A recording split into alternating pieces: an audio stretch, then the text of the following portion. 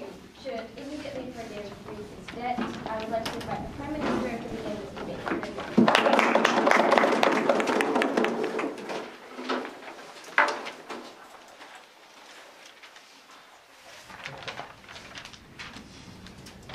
Madam Chair, in the context where in the Greece, the Protestant party is being elected and people on the ground are rejecting the austerity which was imposed by the EU. Furthermore, the society and the economy of Greece is in turmoil. We say the only way which can improve the situation on the ground in Greece is for the EU to forgive its debt.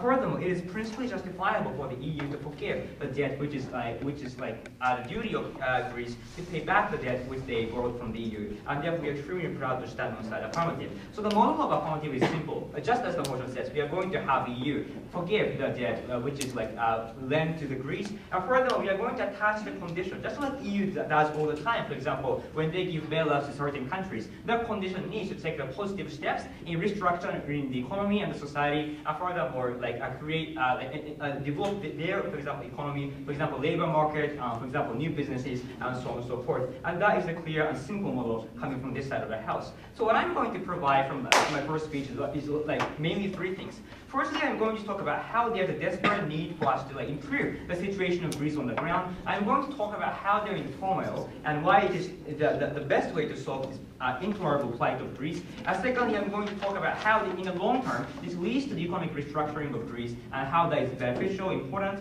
And thirdly, I'm going to talk about why it is, although on the surface it might seem to be a burden on the EU, how it is justifiable for us to have EU forgive debt, although they will not be able to gain back the money, all of their money which they lent to Greece. So on to my first point, which is about how this what's the desperate need, and how this proposal improves the intolerable plight of Greece, Mr. Speaker. Because in the status quo, as a matter of fact, there is collapse of society, Mr. Speaker, in Greece. For example, the education, welfare system, those basic function of state or society is in collapse in Greece, Mr. Speaker. Madam Speaker. For example, in schools, there are not enough teachers because obviously the Greek government cannot fund the teachers, Madam Speaker, in those public schools. Furthermore, things like hospitals, Madam Speaker. Hospitals are extremely ill-equipped because simply the Greek government cannot fund things like equipment, Madam Speaker, or doctors, Madam Speaker. And furthermore, the Greek government cannot fund the welfare system, for example, unemployment benefits, although the youth unemployment rate of Greece is around 50%. Although half of the youth is being unemployed, do not have means to earn the money by themselves. They are not receiving any kind of unemployment benefits to sustain their lives from the state, Madam Speaker. And therefore, those basic and fundamental infrastructure of the state, Madam Speaker, is being dysfunctional completely in the status quo. We think that is an intolerable plight, Madam Speaker, because receiving education or welfare, Madam Speaker, or for example, access to hospital is something fundamental for the sustenance of people's lives. We think that's the problem we have to recognize. So what's going to happen under our proposal is pretty simple, straightforward, Madam Speaker. Since in the status quo, Greece has the burden of paying back the money they borrowed from the EU, Madam Speaker. So that is obviously a huge amount of money because they require, as a matter of fact, as we all know, require a massive amount of money to save, Madam Speaker, from the EU because their economic situation was extremely poor, and therefore they borrowed a huge amount of money from the EU. And therefore, having the burden of paying back the money, that makes it impossible for the Greek government to fund the basic infrastructure, as I described, schools and hospitals, and for example, the welfare system, like unemployment benefits. And therefore, under our model, Greece can be free from the burden of paying back the money, so they can alternatively use the financial resource to fund everything I said. And therefore, there will be enough teachers, there will be enough doctors in the hospital, furthermore, no thank you, sir. So there will be unemployment benefits to the youth, and therefore youth can sustain their lives and try to, for example, seek educational opportunities or job training under our model. And those are obvious benefits of our model, which we think is extremely important. I take your point. So fundamental cause of this problem is not the ECB, but this is the cause of the political failure in the Greece. Because over the past decade, the ECB funded so much for a long time. Okay. Firstly, we can at least we can't solve the problem which is happening on the ground because for the reason that I said. But second of all, the reason why the far left party is elected is because they have the huge burden of paying back the debt. That is the reason why the backlash is occurring on the ground, and therefore by freeing them from this burden, Madam Speaker, by freeing them from this antagonism toward the EU, we can improve the political situation, Madam Speaker, to a great extent, and that is the response to the POI. So moving on to my second point, how this leads to the economic restructuring in the long term. Now, in the status quo, Madam Speaker, when people have no job, Madam Speaker, you cannot reform the labor market, Madam Speaker. Or, for example, people cannot cure. Yeah, for example, people do not have an access to a hospital. They cannot work because simply they cannot be treated even when they're severely ill, or they are not in the physical condition in which they can work, Madam Speaker. Or if there are no, for example, teachers, they cannot seek the educational opportunities which enhance their future prospects. And therefore, economic restructuring is made impossible in the status quo, Madam Speaker, because of the failures of the society. But what's going to happen under our model is that, Madam Speaker, since there will be, for example, education opportunities, since there will be sufficient number of teachers, the youth is going to be able to seek a better job because they'll be they have more academic, for example, knowledge, which certain job requires, Madam Speaker. They don't have to only engage in a menial job. And furthermore, Madam Speaker, the unemployment benefits will go to youth, and therefore they'll be able to sustain their lives, and furthermore seek job training and education opportunities. And that leads to, for example, gradual, for example, development of new businesses. And furthermore, Madam Speaker, if, for example, there'll be more jobs, the Greek government will have less of the burden to pay, for example, unemployment benefits of welfare, and therefore Greek government will have more room to invest, Madam Speaker, as opposed to, for example, just paying unemployment benefits or welfare, and that is extremely important. So moving on to my last one, which is about how in principle it is justifiable for the EU. Now, Madam Speaker, in general, we don't always require people to pay back all of their debt. For example, we allow bankruptcy in general circumstances, Madam Speaker. When people's, for example, basic lives are being destroyed, we don't require those people who are in an intolerable plight to pay back all of their money. The exact same thing applies for the Greece, because Greece's social function is in a turmoil, as I described in my first argument, and therefore the very same rationale behind the bankruptcy system precisely applies for the situation of the Greece. Furthermore, we say, Madam Speaker, secondly, the EU had the opportunity to look into the situation of the Greece. When they lent the money, Madam Speaker, countries like Germany had a clear opportunity to investigate what are the economic situation, or whether or not they have the prospect of gaining back the money which they lent to Greece, Madam Speaker. But for example, the economic bad economic factors of the Greece only came to light after they lent the money, and therefore, since they had the opportunity to looking into the situation and investigating the prospect of gaining back the money, we think it is not unjustifiable for us to require EU to forgive Greek debt, because they have the opportunity to know the exact situation on the ground. For those two reasons, we don't think our model is not justifiable. It is rather principally correct, like bankruptcy, and therefore we are extremely proud to stand for it.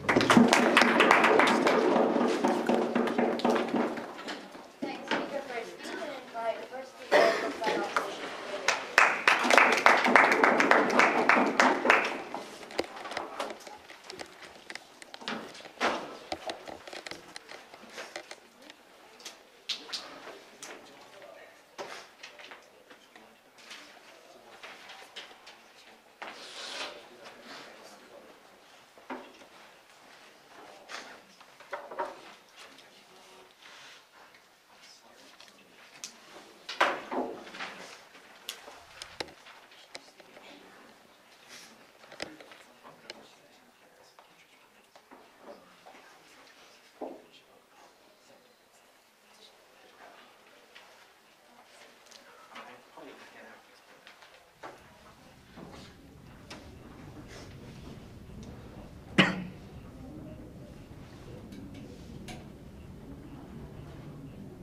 So although from the very 5 years ago in the past, EU was continuously forgiving certain debt erasing towards Greece on the condition that Greece were going to take fiscal policy. Continuously, Greece government actually disregarded, ignored those kind of requirement from the ECB.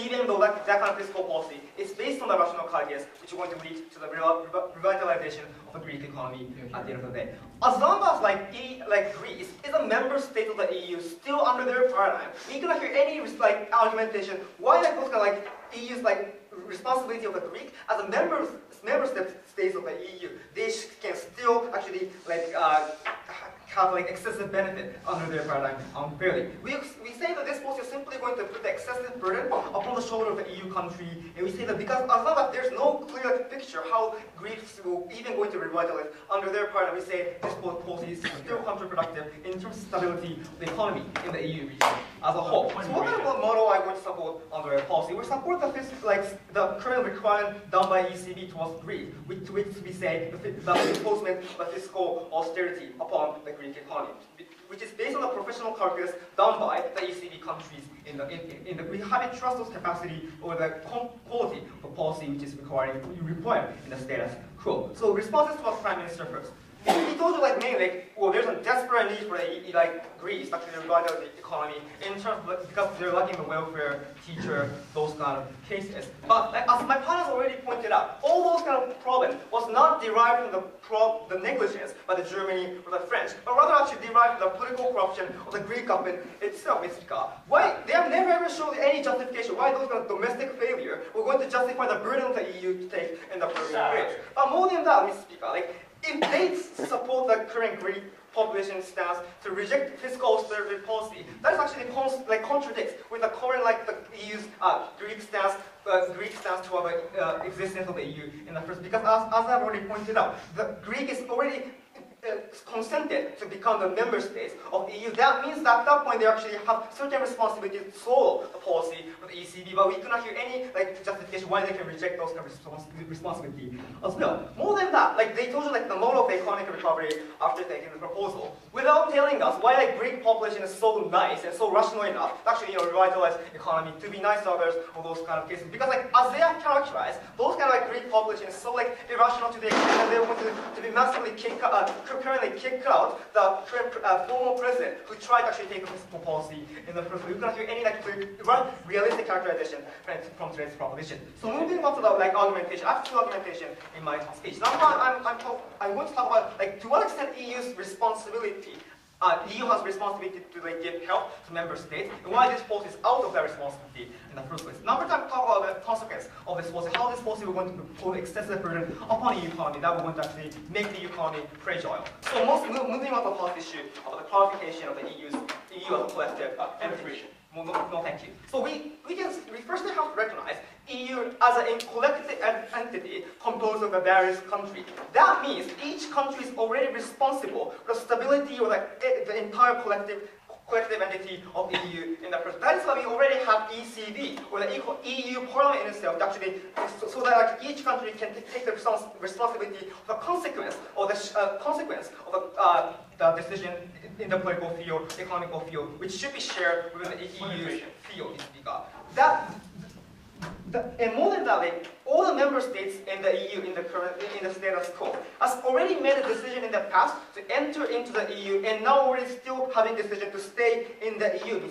That is why there's still all the responsibility to actually contribute to the stability of the economy, contribute to the political stability of the EU as a one collective entity at the end of the day. That is what we say in general. EU has certain privilege to put some precondition in exchange for imposing some economic or political policy upon certain member states. We say we have clear analogy already in the one state level, because already in the domestic level, country actually, when country offer the bailout to certain big company, actually one country is subsidizing big company which went bankrupt on the condition that company will going to swallow the requirement from the government. For example, the cutting the number of employees or those kind of things, because that country has a privilege, because that kind of requirement actually leads to sustainability of the country as well. We see the current status quo requirement actually following the same case in the first place. Because already, as I told you in my introduction, Greece has continuously ignored the fiscal policy requirement done by the ECB. Although there's clear evidence that kind of fiscal policy have science economic proof that we're going to lead to the revitalization of the Greece economy at the end of the day. But as they have also pointed out the fact that the previous president who tried to apply the fiscal policy was currently kicked out by the national irrational population in the status quo. And the problem here is the current regime has very unclear stance regarding the economic revitalization policy under the status quo. So we can actually see clear picture to what extent Greece government will going to actually cut the salary of public servants, or to what extent they're going to rewrite the political corruption under their paradigm in the status quo factually speaking. That is the reason why we oppose the point that we oppose the point of immediate help in the status quo. As long as we cannot hear clear picture that is already presented by the current Greek government in the status quo. No, thank you. So sorry. Also, let me move on the consequence of our policy. So how this policy we're rather going to inflict the economical burden upon EU member states, and rather not going to even lead to the revitalization of the Greek economy. So two levels. First of all, simply by erasing the massive billions of debt, which actually Greece is carrying right now, ECB's budget will simply going to shrink. That means that ECB has we're going to have less chance to actually deal with any kind of economic depression, which might happen in the near future in every single EU country. The flexibility of the ECB is going to be simply going to decline under their paradigm. But more than that, in the second level, let me focus on the Greece as well. As I already pointed out, even under their paradigm, there's no assurance that Greece was certainly going to recover from the recession just by erasing all debt. Because all the root cause of the economic depression which happened in the past Greece will never ever going to actually change even under the paradigm, for example, political corruption. Their burden of proof was why the erasing all the debts for the Greece was suddenly also going to incentivize Greece to change any kind of political corruption even under their paradigm, which is all the bottleneck for them to actually recover the economy of Greece. For all those reasons, we're immensely proud of us.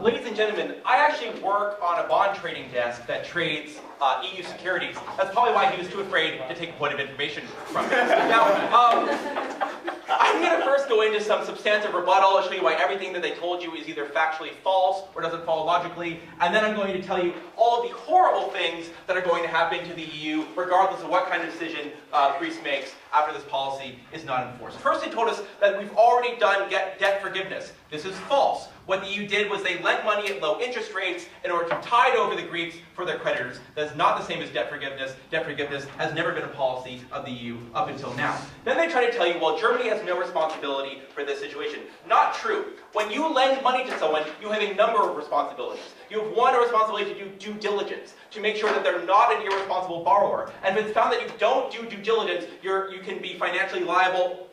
And the regulators will come in and basically they'll shut you down. But moreover, you accept risk when you lend money to people. You accept risk that they might default. You accept risk that they might have to go bankrupt. That's part of your duty, part of what you consent to as a lender. So it goes both ways. Borrowers have responsibility to pay back when they can, but when they can't, we don't impose endless universal responsibility for all of the debts forever, regardless of how horrible it makes their lives, because lenders also have a duty to make sure that they're not lending irresponsibly. Then they said, well, member states have responsibilities to other member states, therefore Greece must do this.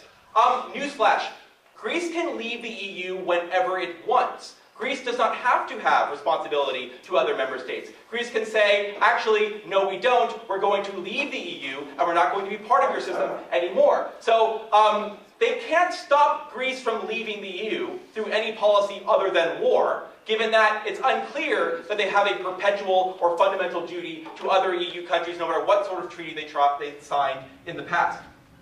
Then they said, well, it's not guaranteed that the Greece economy is going to recover. It's guaranteed that the Greece economy will not recover under their model. What happens when you impose so much austerity on a country that it can't see economic growth? If it can't see economic growth, it can never repay its debts. If it can never repay its debts, it's stuck in a cycle of austerity that is never ending and is perpetual and keeps it in a low growth situation. And that is exactly like Greece has been unable to escape from its current debt purgatory for the last 5 or 6 years, because they've cut the government's budget, they've cut the government's capabilities to such such a massive extent that it can't achieve any growth under their side of the house. And what I want to know is, why is it better to keep a country in perpetual purgatory? Why is it better to keep a country perpetually underfunded, in perpetual unemployment, when all they can really say is, well, maybe if we took our policy, Greece wouldn't want to make its economy better. But why? What country doesn't want to make its economy better?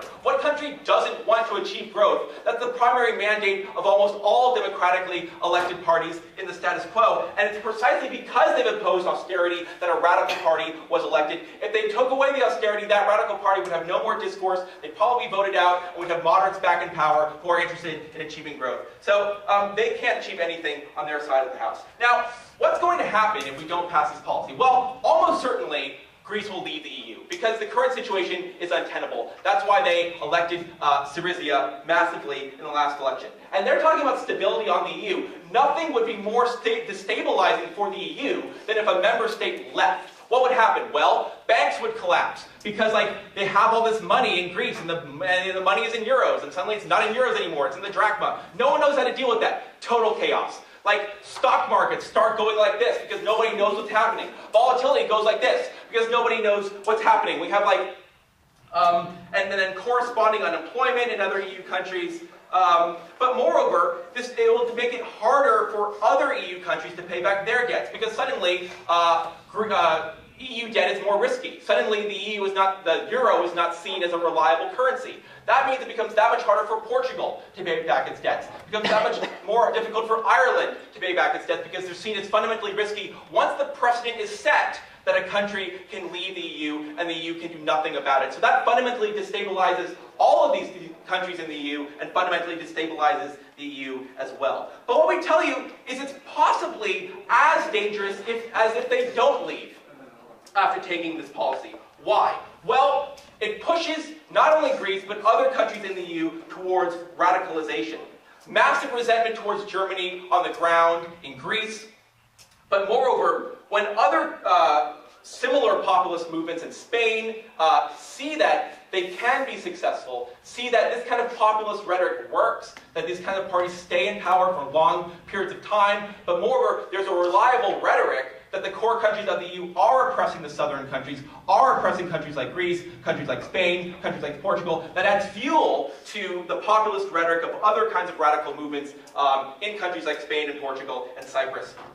And that's really bad for the prospects of those countries. But also, it pushes Greece towards Russia. I mean, Syriza is hanging out with Vladimir Putin. They refuse to condemn Russia on its actions in the Ukraine. But we say is when Russia is trying to fundamentally destabilize the EU, trying to destroy the stability and the cooperation within the EU, it's not good to have people coming into power who like Russia and think Russia is cool and think that it's perfectly fine to take actions to destabilize the EU because they hate the EU, they see the EU as their enemy. Yes? So even if under your paradigm, Greece can leave EU, but at least ECB has to erase debt, which means they can get proportionate payback from Greece. Why can you justify that? No. If Greece leaves the EU, they don't have to pay it back. There's no mechanism to force them to pay it back. There's no geopolitical mechanism other than invasion to force a country to pay back its debts because countries are sovereign. So if Greece leaves the EU, they pay back no money anyways. So under your paradigm, if you force Greece out of the EU by imposing these conditions in perpetuity and Greece leaves, they don't pay back their debts anyways. And furthermore, you have massive destabilization, and that's the most likely scenario on their side of the house if they continue this policy. And that's massively, massively harmful. So what have we told you today? We've told you that lenders have duties too, that you can't say a borrower has endless responsibility to pay back no matter how horrible their lives have become. That's the reason why we don't have debtors' prisons. We've told you that Greece needs economic growth and it ever hopes to pay these debts back, but they can't achieve growth under their model. But furthermore, we've told you that there will be disasters whether or not Greece leaves. If they leave, it will be terrible. Things will go crazy. But if they don't leave, we're going to have more radicalism and more forces seeking to fundamentally undermine and destabilize the EU. And for all those reasons, we're very, very proud to oppose. Thank you. Next speaker for a speech and invite the second speaker from side opposition.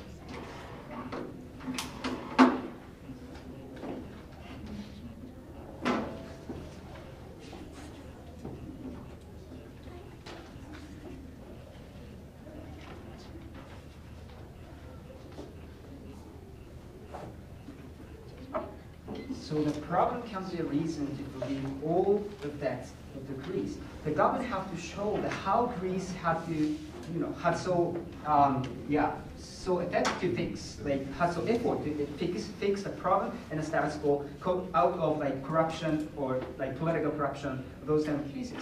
We think there's no reason that just because there is a problem, we have to forgive all of debts.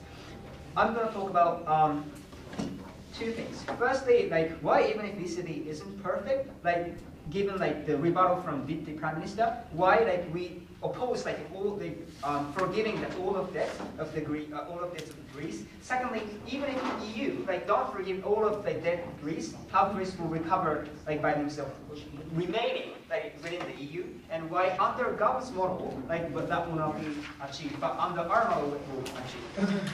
Given the example of Spain or Portugal or those kind of countries.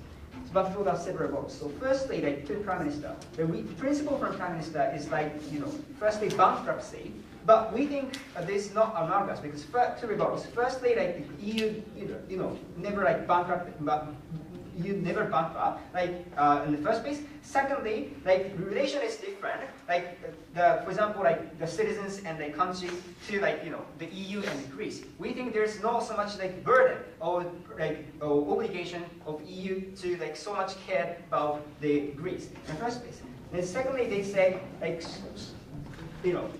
German or France or ECB negate the situation of exactly what is happening in the Greece. But firstly, they research or scrutinize the situation, what is actually happening in Greece, and in order to introduce the fiscal policy in the first place. Secondly, Greece also participated in the decision-making process of the ECB, or they voice up and how exactly is happening and under that in their country. And second, to the Deputy Prime Minister, Deputy Prime Minister said the stability will be lost if we continuously impose a fiscal policy to Greece. Firstly, why?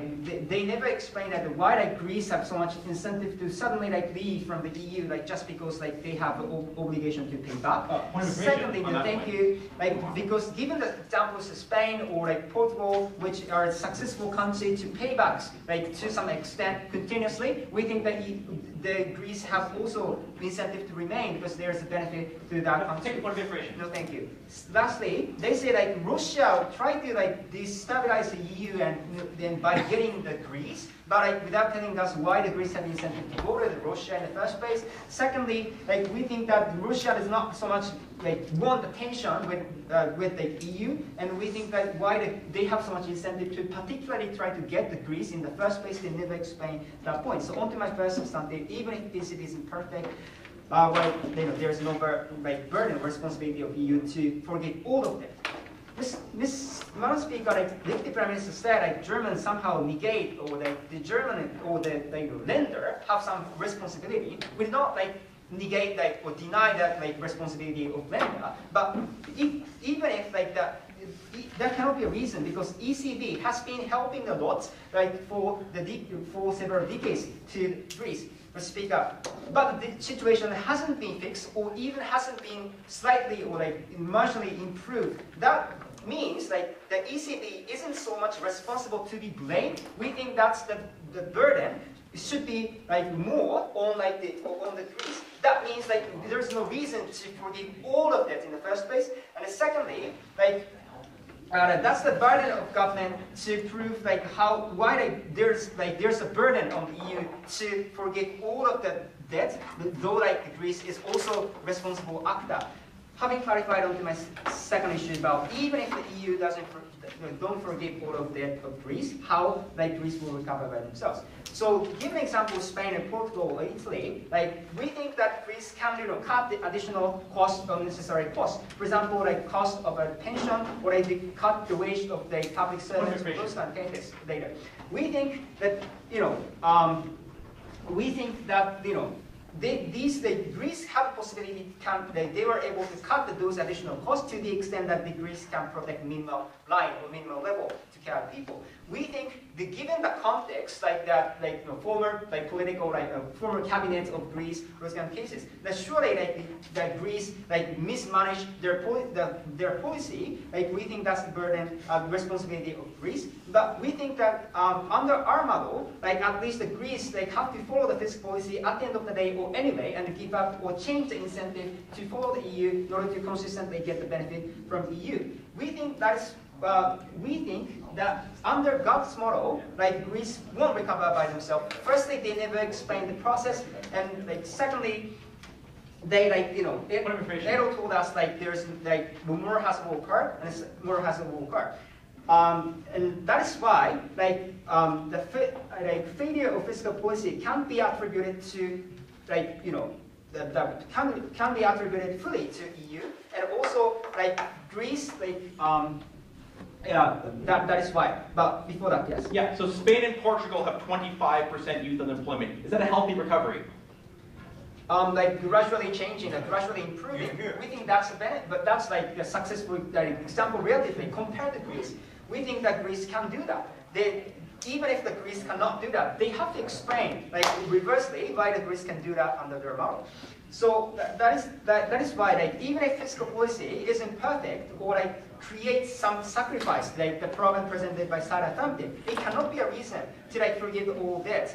Given the principle of the EU or given the self-responsibility of Greece, we think that is why, under our model, the consequence is better, given the example of Spain or Portugal or relatively. And secondly, even if our solution or under our model is not perfect, we think there's no reason on side to forgive all of debts. We think that Greece, they have still the incentive to remain EU, given that the Prime Minister of the Greece will say, we have room to accept the fiscal policy in the public. We think that is why the harm from presented by alternative never happened. We think that Greece have to follow or maybe change the incentive to introduce or to accept the fiscal policy under our model exclusively for all those systems that are proposed. Thank the Deputy Leader of Opposition and invite Dunwood.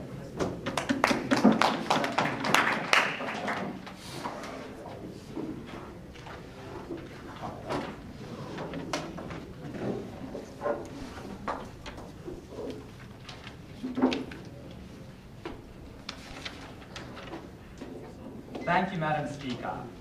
The entire negative case is predicated upon the premise that if they continue to impose austerity measure upon Greece, they will be able to pay debt back someday in the future.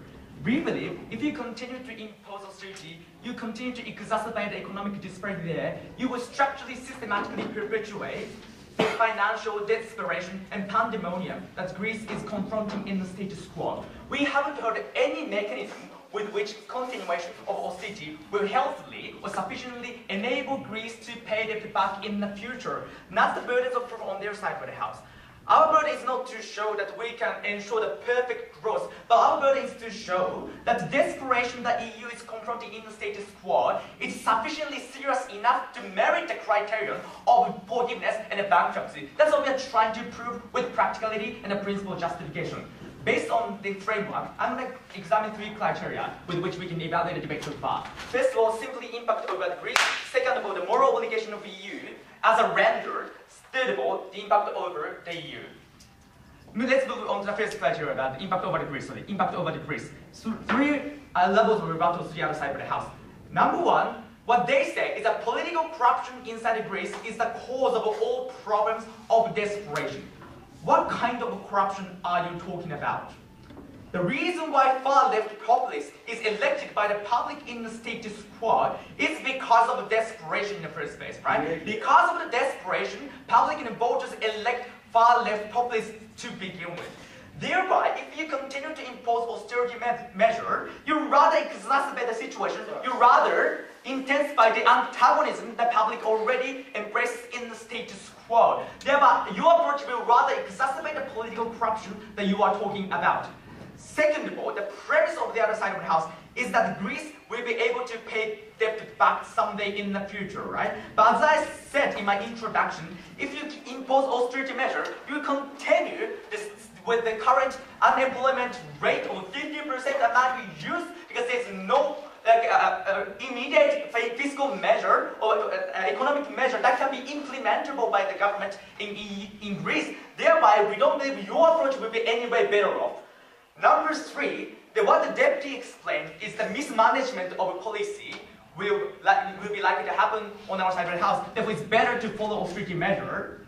No, that's the opposite. What we need is the moderate, sensible government should be elected in the next election or in any foreseeable election in the future. What we need now is not the far left populist government, far left populist parties that are trying to leave EU. But what we need right now immediately is a sensible, moderate government, moderate political parties or ruling parties that are trying to get step forward in order to prioritize the internal economic reconstruction, right? That's not likely to happen on their side of the house because if you continue to impose austerity measure, you fundamentally, economically, financially antagonize the public. There will backlash, political backlash is going to happen. You will increase the support for the populists under your side of the house. Therefore, the mismanagement of policy is more likely to happen under their scenario. That's a simple rebuttal. Let's move on to the moral obligation of EU as a renter. Number one, they are okay with bailout or conditional bailout. The concession, the principal concession of the other side of the house is it's okay and acceptable to give hands of help conditionally, occasionally, if it's really necessary, right? Thereby, if they support bailout, they are contradicting themselves, they are killing their principle, justification of collective responsibility whatsoever. But second of all, the Matsunaga-kun said, fantastically, is a bankruptcy is not really analogous because the relation is different.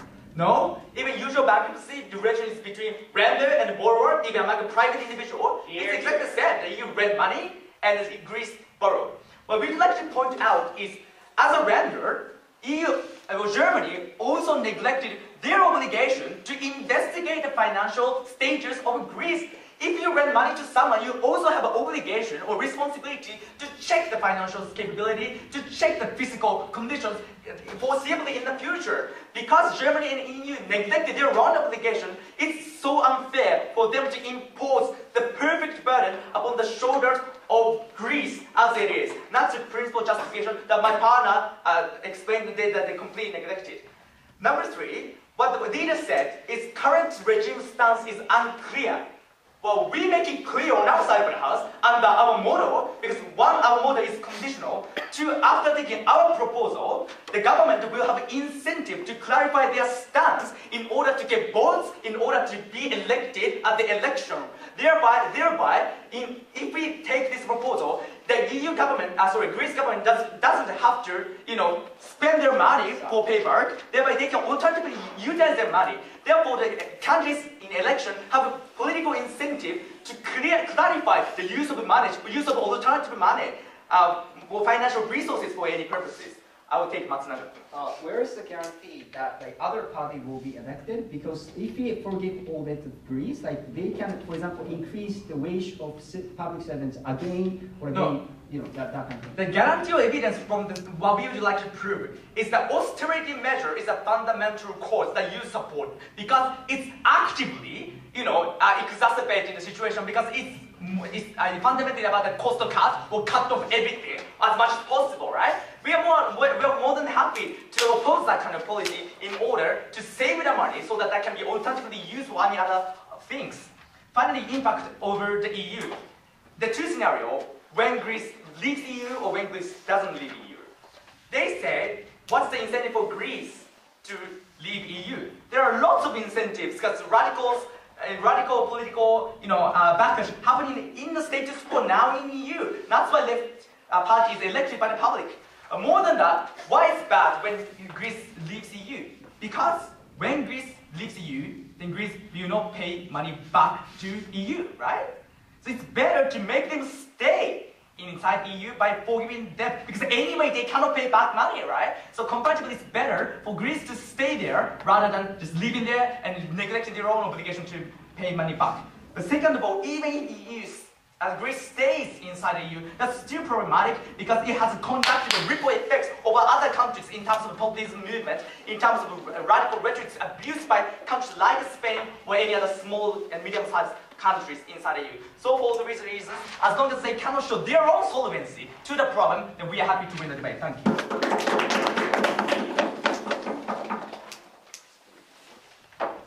the government whip and invite off the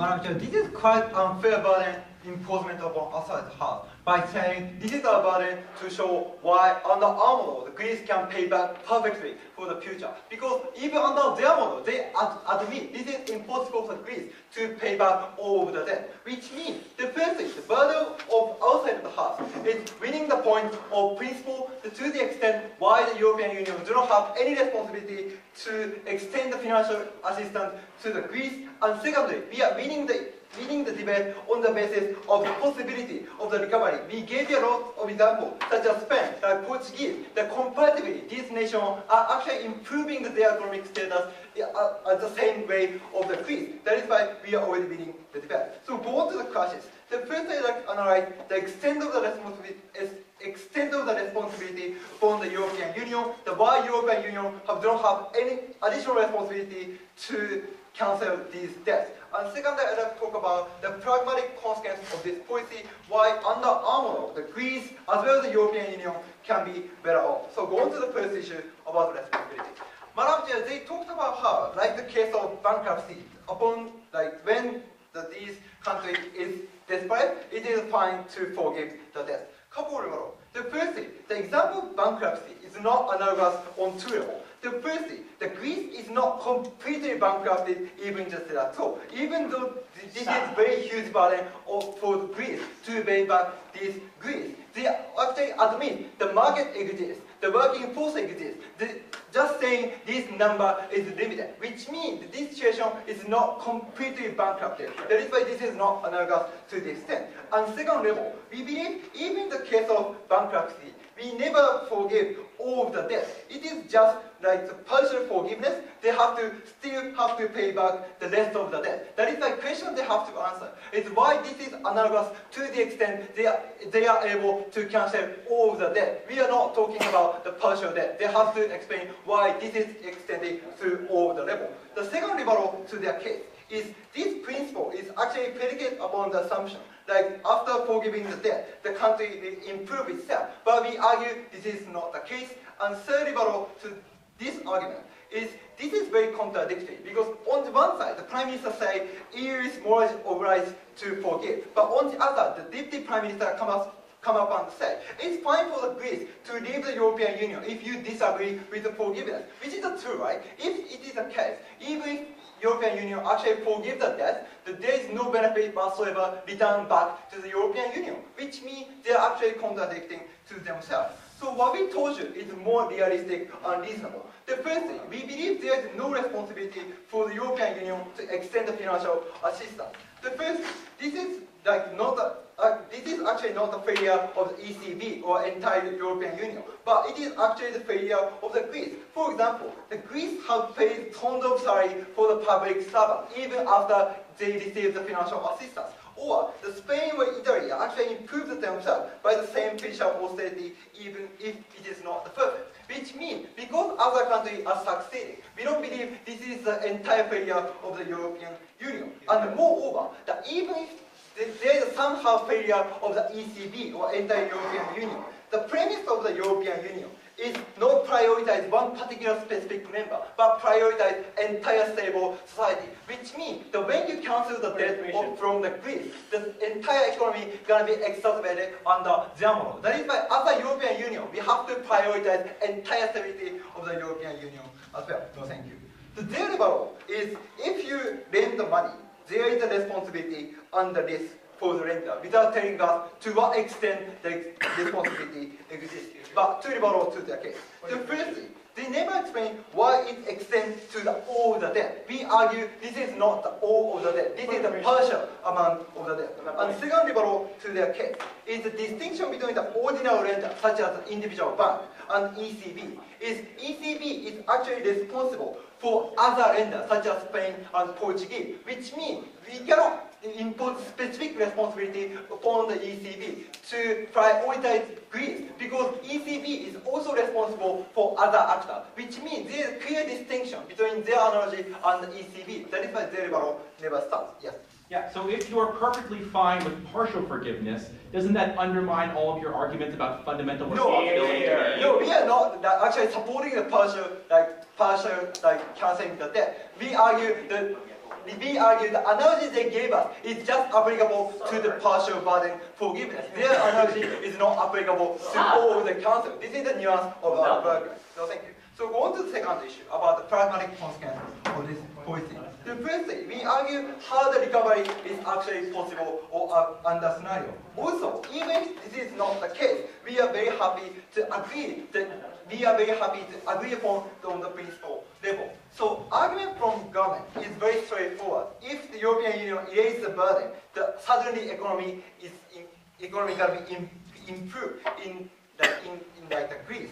Two about. Firstly, we argue this is very unrealistic characterization coming from the side. The current left-wing regime isn't so trustable, unlike they characterize. They are very uncertain about their economic policy, which means when you immediately cancel the debt, for example, today or tomorrow, these left-wing regime actually continue to gain the traction, which means we don't believe this left-wing party is actually capable to recover their entire economy. And second rebuttal is if you forgive now, it gives the rationale or rhetoric for this far-right regime by saying we actually win over the European Union. Actually, we are succeeding to opposing the fiscal austerity, which means if you forgive immediately, because it gives the rationale, this far-left party to continue to gain the traction.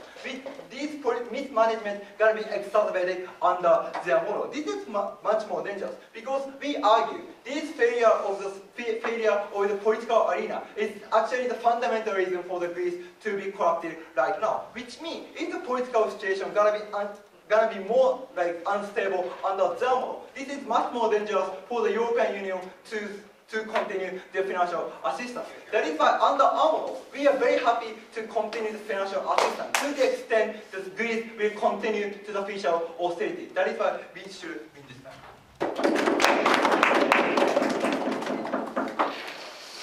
With and invite all the slides and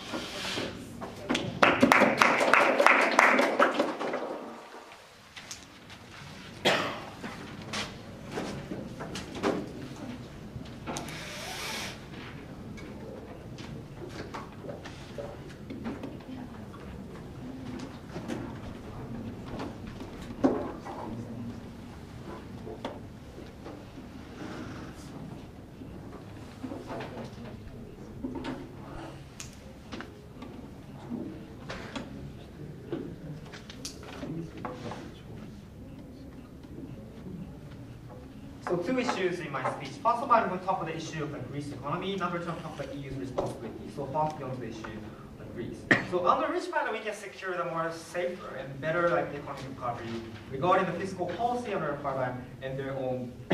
So let me firstly reassess about the fiscal policy which you're going to take under a paradigm. So we say fiscal policy entails maybe short-term harm upon the citizens, but we're talking about the long-term economic stability for the Greece economy from the beginning, right? We say maybe fiscal policy somehow deprive a job individual in the short term, but efficacy in the long term, we're not going to be comparatively secure under our paradigm.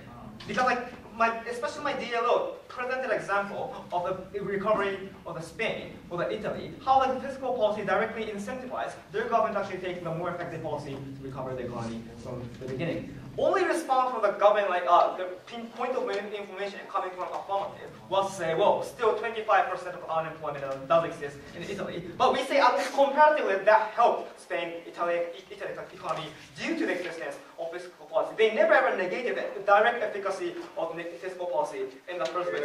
More than that, like if affirmative side wanted to doubt the credibility of the fiscal policy in itself, their burden of proof was to show you why Germany and France have such a malicious intention to destroy the Greece economy by opposing fiscal policy in the first place. As long as EU is sharing scale of economy and the economy of each country is affecting each other, like we cannot see any incentive for the Germany or any EU member states that actually actively destroy the economy of Greece by opposing fiscal policy. We cannot hear any realistic characterization of the current ECB's stance from the very beginning. Then let me not reassess their model's efficacy, right? Well, they say like, well, by taking this proposal, like Greece will be happy, like every people can get a job, like somehow like they will improve the health of Greece people's life in the short term only, right? But maybe like that kind of like benefit happens in short term, without telling us why that benefit will continue under their paradigm in the long term, right? Because we have consistently told you, like we have characterized how Greek population is like already disliking the economic policy, which apparently like have harms their daily life in the short term. Like Greece population have tendency to dislike the fiscal policy, which might actually also benefit their life in the long term, right? That's why like their burden of proof in their modeling establishment was to say how Greece can take flexible policy for the potential like economic depression, even which might occur under their paradigm if you see in the long term. We cannot hear any clear model even under their paradigm. So comparatively, we can say Greek under our paradigm. So moving on to the issue of the EU's responsibility. So like a lot of issues come up in this regard, but first of all, like they try to actually stick to the analogy of the bankruptcy can be applied to the case of this motion. But we have clearly pointed out the extent of the bankruptcy between the current Greek economy in their case is completely fundamentally different. They have never actually, proved how those it is analogous in the first place. But more than that, they never proposed a motion why erasing all the debt is okay under their paradigm, because erasing all debt clearly signifies the fact that under their paradigm they're saying Greece has no complete responsibility, even though they're actually belonging to the EU in the status quo, right? At the time the EU going to erase the debt for the Greek, they're still actually member states of the EU, despite the fact they can leave the EU after their model happens or not. We say that the fact that Greece can leave out the EU after their policy, they're not actually going to propose their policy in the justification level. That is why, considering all the responsibility issue and the credibility of fiscal policy, we are superior. We should be on behalf of the Greece economy revitalized. We say we are happy and immensely proud of us. The opposition reply and invite Governor reply to conclude this debate.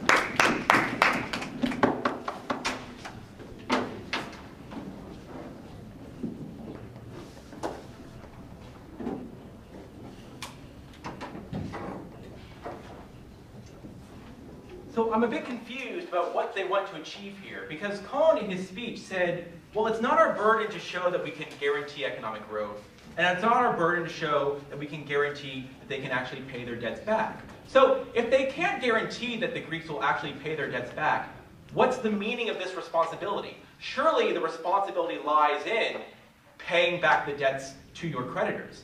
If they don't even accept the burden of being able to show that Greece can do this, then that responsibility point doesn't seem very meaningful in the context of this debate, because they're happy for Greece not to meet its actual responsibilities, but merely to ensure perpetual punishment on normal Greek people. I'm not sure what they want to achieve in this debate. So let's look at these issues. Can Greece ever pay its debts back? Well, it doesn't look very likely. Perpetual austerity means that their economy is in shambles. They've needed debt rollover after debt rollover. There's no sign that they're ever likely to pay back the debts that they owe to their creditors. But moreover, there's no sign that their economy is going to recover. It's been 5 years, 50% youth unemployment. They started electing leftists and radicals who specifically reject the ideas of economic growth or paying attention to those sorts of practical economic issues. And the problem on their side of the house is they have no mechanism to ensure that Greece stops electing radicals.